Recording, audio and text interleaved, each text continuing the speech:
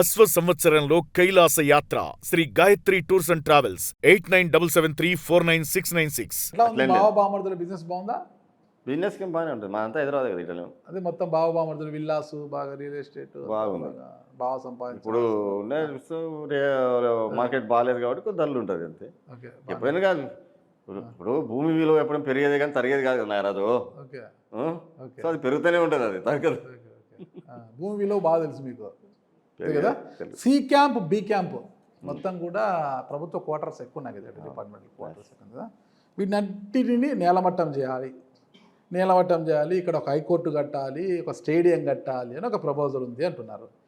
దానికి అలా అలా కట్టాలి చేయాలని ప్రభుత్వ జీవో ఏమైనా ఉందా? అంటే లేదు లేదు, ప్రస్తుతానికైతే ఏ జీవో లేదు. గత గవర్నమెంట్లో కూడా దీన్ని సర్వే చేసింది. ఎందుకంటే చాలా వరకు అక్కడ బిల్డింగ్లని పాడుపడిపోయినాయి. ఎప్పుడు మన కర్నూలుకి రాజధాని ఉన్నప్పుడున్న బిల్డింగ్లని అప్పుడు కన్స్ట్రక్షన్ చేసిన బిల్డింగ్లు. సో చాలా వరకు పాడుపడిపోవడం వల్ల మెయింటెనెన్స్ లేక అవి అన్ని దీవనావస్థలకు వచ్చేసినాయి. సో అటువంటి దాని మధ్యన పాములు రావడం, పురుగులు రావడము, ఇవన్నీ ఎక్కువ డిస్టర్బెన్స్ అయితే కూడా చాలా మంది కాల్ చేసుకుంటూ పోయినారు. సో అంత పెద్ద ల్యాండ్ వేకెంట్గా పెట్టేదానికి గవర్నమెంట్ ల్యాండ్ కాబట్టి దీన్ని ఏదైనా చేస్తే బాగుంటుందని చెప్పేసి గత ప్రభుత్వం నుంచి కూడా అలా అక్కడి నుంచి కొన్ని ఏం చేయొచ్చు ఏమి అనే దాని మీద వాళ్ళు దాని మీద జరుగుతూ ఉంది. అఫీషియల్స్ అండ్ అక్కడ ఉన్న వాళ్ళకి జరుగుతుంది అది. అంతకు మించి మనకు ఆడ ఏం కట్టాలనుకుంటున్నారు ఏమి అనేది ఇప్పటికైతే లేదు. హైకోర్టుకు ఇక్కడున్న అఫీషియల్స్ 2-3 ప్లేసులు చూపించడం జరిగింది. స్టేడియంకు ఆల్రెడీ గ్రీన్కో కంపెనీ వాళ్ళు పీపీఎల్ పద్ధతిలో చంద్రబాబు నాయుడు పిలుపు మేరకు ఒక స్టేడియం ఇక్కడ కర్నూలులో కట్టిస్తున్నారు. అది కూడా ఇది మన బెంగళూరు టు నంద్యాల హైవే రోడ్డుకు కనెక్టివ్ దాంట్లో క్రికెట్ స్టేడియం కట్టాలని చెప్పేసి ఒక ప్రపోజల్ ఉంది. సో ఆడ స్టేడియం ఏం లేదు.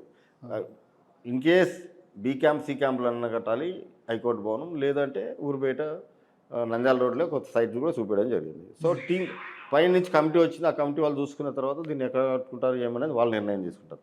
అంటే బీ క్యాంప్ సి క్యాంప్ అనే దాంట్లో ల్యాండ్లో అన్నీ వేస్ట్గా పడిపోయినాయి కాబట్టి దాన్ని ఏదో రూపురేఖలు మారిస్తే కొత్త బిల్డింగ్లు చేసుకుంటే మనకు బాగుంటుంది కదా. టౌన్లోనే అందుబాటులో ఉంటుంది కదా, అఫీషియల్స్ కోర్టు కానీ అందుబాటులో ఉంటుంది, సామాన్య ప్రజల దగ్గర ఉంటుంది, రావచ్చు నాకు ఆలోచన ఉండొచ్చు. దాదాపు 170 ఎకరాలు ఉంటుంది కదా. నాకు ఐడియా లేదు. లేదంటే ఎంత భూముల గురించి బాగా తెలుసు మీరు, వెంచర్లు మనకు భూములు ఎంతసేపు డెవలప్మెంట్ అగ్రిమెంట్ తీసుకునే వరకు మనకు తెలుసు. అది ఎంత భూమి ఉంటుంది ఏమైనా ఎంత ఆఫీసులో చూస్తుంటాం మనం కూడా.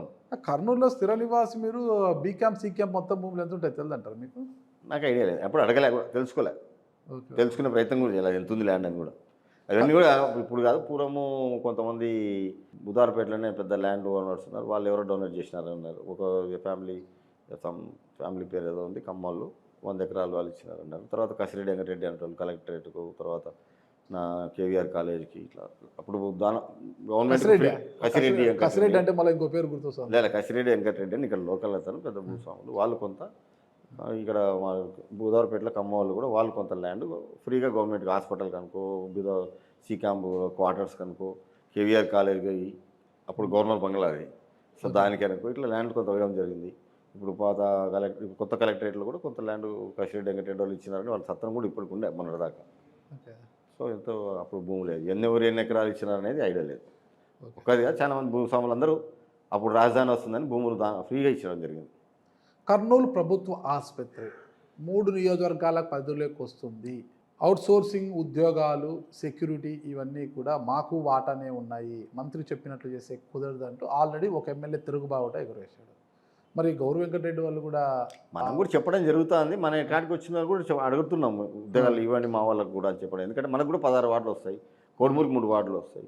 సో మాకు కూడా 50% మేము కూడా ఉంటాం కాబట్టి మా వాళ్ళకు కూడా అవకాశం ఏంటి అని చెప్పేసి అడుగుతూ ఉన్నాం. డైరెక్ట్గా మంత్రితోనే ఢీ కొడుతున్నారు కదా. మంత్రితో వాళ్ళు అడుగుతున్నారు, విష్ణువర్ధన్ రెడ్డి అన్న ఎమ్మెల్యే గారు ఇద్దరు ఫైట్ చేస్తున్నారు. వాస్తవం అది. మీరు కూడా ఫైట్ చేయబోతున్నారు. మనం రిక్వెస్ట్గా అడుగుతా ఉన్నాం. మనకు బాగుండదు కదా కొట్లాడుకుంటే, పార్టీలు ఎవరో ఉండి కొట్లాడుకుంటే అందరం ఒకటే గాడి కట్టేసి ఎట్లా. ఓకే. సో మన మంత్రి గారు కొంచెం కొత్తగా వచ్చినాడు, ఎమ్మెల్యేగా ఉన్నాడు, బిజినెస్ పీపుల్లో ఉన్నాడు కాబట్టి అతను కొన్ని రాజకీయంగా తెలకపోయిండొచ్చు. ఇట్లా కాదు బాబు ఇట్లా అని చెప్పి చెప్పడం జరుగుతుంది. ఇప్పుడు కమిటీలో కూడా మా 2 నియోజకవర్గాల నుంచి ఎవరు లేరు, మొత్తం కర్నూలులో ఉన్నారు. మేము కూడా ఉన్నాం బాబు, మాకు 16 వార్డులు ఉన్నాయి, మాకు ఇన్ని ఓట్లు ఉన్నాయి టౌన్లో హాస్పిటల్ చుట్టూ, కొద్దిగా మాకు వేయాలంటే కర్నూలు ఆసుపత్రి అంటే కర్నూలు ఆసుపత్రికి మీకే కాదు మాకు కూడా బాగుందని చెప్పడం జరిగింది. ఈసారి కాకుండా మళ్ళీ సరికన్నా మా వాళ్ళని కూడా పెట్టండి అని చెప్పాను. అది అనుకూలంగా పోవాలి తప్ప మనం ఓరుకోరము రాళ్ళేసుకుంటూ పోతే కాదు. ఇది ఏజెన్సీ సిస్టమ్, ఎన్నాళ్ళు ఉంటుంది ఏజెన్సీలు. మన ఉద్యోగాలు అనేది ఎవరు వచ్చి అడిగినా ఖాళీ ఉంటే ఇవ్వండి అని చెప్పండి. అప్లికేషన్ పెట్టుకొని మాకు కూడా ఒక 6 మందికి 7 మందికి ఇచ్చారు. మా వాళ్ళు పంపించిన వాళ్ళు కూడా 20 మందిని పంపించాను మన ఆఫీస్ నుంచి కూడా. 20 మంది పోతే ఒక 6 మంది 7 మందికి ఇచ్చారు. మిగతా ఎక్కడైనా వేకెంట్ పడితే ఇస్తాము ఉండాలి. తిరుమల మీ అత్తగారిలా ఎందుకు అంటే అత్తగారింటికి పోయినట్టుగా దాదాపు 150 మందిని వేసుకుని గౌరవం లేదు మహిళా కమిటీ చైర్పర్సన్ మహిళా కమిటీ మీటింగ్ ఫస్ట్ మీటింగ్ తిరుపతిలో జరగాలని జరిగింది. మేడంతో పాటు 10 మంది ఎమ్మెల్యేలు 8 మంది ఎమ్మెల్యేలు 2 ఎమ్మెల్సీలు అందరూ పాల్గొనడం జరిగింది. సో ప్రతి ఎమ్మెల్యేకు పాటు ఎప్పుడు ఎమ్మెల్యే పోయినా డైరెక్ట్గా 1:9. సో 1:9 ప్రతి ఎమ్మెల్యే పర్సనల్గా వస్తాయి. 10 మంది మొత్తం ఎమ్మెల్యేతో పాటు. సో అట్లా వాళ్ళు 11 మంది అయినారు. అందరు కలిసి తర్వాత అఫీషియల్స్ కొంతమంది పిలుచుకోవడం దర్శనం చేసుకోవడం జరిగింది. అంతే తప్ప అందరికి మేము తీసుకుపోయి దర్శనం మా ఒక్కరి కోసం కాదు. అల్లుడు మామూలు అత్తగారింటికి చూస్తాం 10-11 మంది ఎమ్మెల్యేలు ఎమ్మెల్సీలు ఆఫీషియల్స్ ఆ టీము అంత కలిసి వాళ్ళు అంతే. అంతకుమించి ఎవరికి ఏమి ఇయ్యారు.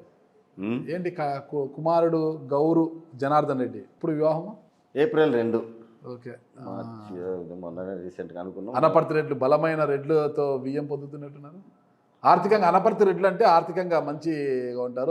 అంతా ఫైనాన్షియల్స్ వాళ్ళంతా కూడా అనపర్తి రెడ్లు అంటే. నాకు తెలియదు, నీకు తెలిసినంత. మరి ఏమీ తెలియకోకుండా ఎక్కడ కర్నూలు ఎక్కడ తూర్పుగోదావరి జిల్లా ఒకటే ఆలోచన చేసిన వాళ్ళ ఫ్యామిలీ గురించి చెప్పినప్పుడు నా క్లాస్ అంటే బుడ్డరాజా ఇట్లా వాళ్ళు పాప ఉందిరా ఇట్లా అడుగుతున్నారు అని. ఎవరు పేరు? బుడ్డరాజా శేఖర్ నాకు పంపించాడు. శ్రీశైలం ఎమ్మెల్యే. మీ క్లాస్మేట్ బుడ్డరాజా నేను ఇద్దరు క్లాస్మేట్స్ మంచి ఫ్రెండ్స్ మొదటి నుంచి కూడా. ఇట్లా అడుగుతున్నారు అంటే నేను చెప్పిన బాబు ఇప్పుడు ఇంట్రెస్ట్ చూపిస్తలే కొన్ని రోజులు ఆగి చూద్దాంలే అన్నాను. పంపి వారు చెప్పిన 3 నెలల తర్వాత 4 నెలల తర్వాత బాబు సరే చూద్దాంలే నాన్న అన్నాడు. సరే అప్పుడు రాజా ఇట్లా వాళ్ళు ఏదో అడిగింటివి కదా వాళ్ళు ఫస్ట్ ప్రయారిటీ నీకే ఇస్తున్నాను బాబు పాప చూసుకొని ఊరుకోరు వస్తే చేద్దామని. అంతకు మించి వాళ్ళిద్దరు నచ్చింది అన్నాక ఊరుకోరు మాట్లాడుకున్నాం. ఓకే అనుకున్నాం. 100 కోట్ల ఆఫర్ అంట లేదు. పిల్లలకు నచ్చితే పెళ్లి చేస్తా అని చెప్పిన. మీ పాపకు ఏం చూసుకుంటారని అడగను, మాకు ఇది కావాలని కూడా నేను అడగను. బయట ప్రచారం 100 కోట్ల ఆఫర్ అని ఉంటుంది. ఇప్పుడు నోరు ఉందని ఏమైనా మాట్లాడుతుంటారు మనకి.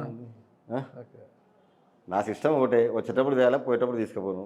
ఉన్నంతవరకు గౌరవం ఉండాలా, శ్రద్ధత ఉండాలా, మనం 10 మందితో మంచి అనిపించుకొని ముందుకోవాలి తప్ప అమ్మేదే లేదు. వాళ్ళు కూడా గౌరవం మనకన్నా పెద్ద ఫ్యామిలీ, మనకన్నా గౌరవమైన కుటుంబము, మాకన్నా సీనియర్ రాజకీయ ఫ్యామిలీ. అది మీకన్నా గౌరవమైన కుటుంబం అంటే మీకు గౌరవం. వాళ్ళు 10 ఏళ్ళ పేరులోనే ఉంది కదా గౌరవం. ఇది బ్రాండ్, అది ఇంటి పేరు. అది అంటే వాళ్ళు ఇప్పుడు కాదు కదా, వాళ్ళు 82 తెలుగుదేశం పార్టీ పుట్టిన నుంచి ఆ కుటుంబం ఉంది. అంతకుముందు కూడా వాళ్ళు రామకృష్ణారెడ్డి గారి ఫాదర్ కూడా సర్పంచ్గా చేశారు, లోకల్ చాలా పదవులు చేశారు. తర్వాత ఎమ్మెల్యే కూడా 7 సార్లు కంటెస్ట్ చేశాడు, 4 సార్లు గెలిచాడు. డిఫరెంట్గా ఉంటుంది కదా మీ వియ్యంకుడు ఫ్యామిలీ.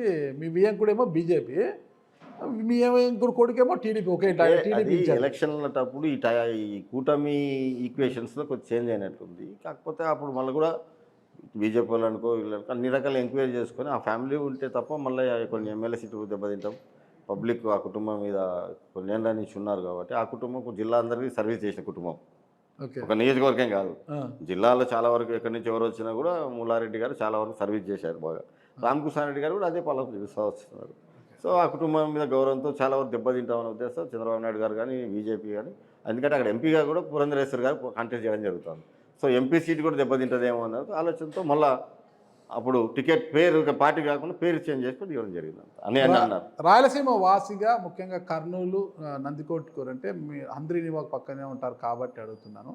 ఇటీవల రాయలసీమ ఎత్తిపోతల పథకం పైన వచ్చిన కామెంట్స్ గురించి అంటే రేవంత్ రెడ్డి గారు కామెంట్ చేశారు. కాబట్టి నేను రిక్వెస్ట్ చేయడంతోనే చంద్రబాబు నాయుడు గారు రాయలసీమ ఎత్తిపోతల పథకాన్ని ఆపేశారు అని. దాని మీద వైసీపీ పెద్ద యుద్ధమే చేసింది. ఇక్కడ నుంచి ర్యాలీగా కూడా వాళ్ళు పాదయాత్ర చేస్తూ కూడా వెళ్ళారు అక్కడికి. మొత్తం కూడా పొత్తిరెడ్డి పార్టీకి వెళ్ళారు వాళ్ళందరూ కూడా. దాని మీద మీ పాదయాత్ర ఏం చేయలేదు కానీ కార్యాత్రనే పోయి మాట్లాడి సరే వాళ్ళు కార్యాత్ర మీడియాలోనే మాట్లాడినారు తప్ప ఇది నాకు నేనైతే దాన్ని స్టడీ చేసింది ఏం లేదు. వాస్తవంగా చెప్తున్నా మా వాళ్ళు దాన్ని మాట్లాడే దాని ప్రకారము 2021లో జగన్మోహన్ రెడ్డి గారి గవర్నమెంట్లో ఆగిపోయిందంట ఈ ప్రాజెక్టు. ఓకే. ఇప్పుడు వీళ్ళు చంద్రబాబు నాయుడు గారు వచ్చినాక ఆపినది కాదు. జగన్మోహన్ రెడ్డి గారి గవర్నమెంట్ ఉన్నప్పుడు ఈ ప్రాజెక్ట్ ఆగింది. సమ్ పర్మిషన్లు లేవని, గ్రీన్ ఎనర్జీ పర్మిషన్ లేవని, ఎన్విరాన్మెంట్ లేవని అంటే ఒక దానికోసం అప్పుడు ఆగింది. ఇప్పుడు రేవంత్ రెడ్డి ఏదో చెప్తే ఈయన చంద్రబాబు నాయుడు ఆపినారనేది కాదు. అది దట్ ఇస్ రాంగ్ న్యూస్. మీడియాలో కొద్దిగా సంథింగ్. రేవంత్ రెడ్డి గారు అన్నారు కదా మరి 20 అయినప్పుడు 20 చంద్రబాబు నాయుడు గారు లేరు కదండి. లేనప్పుడు ఎట్లా రేవంత్ రెడ్డి గారు అనేది నా రిక్వెస్ట్ తో చంద్రబాబు గారు ఆపేశారని రేవంత్ రెడ్డి గారు అన్నారు కదా. ఆయన సీఎం కాకుండా ఆగిపోయింది కదా. ఓకే.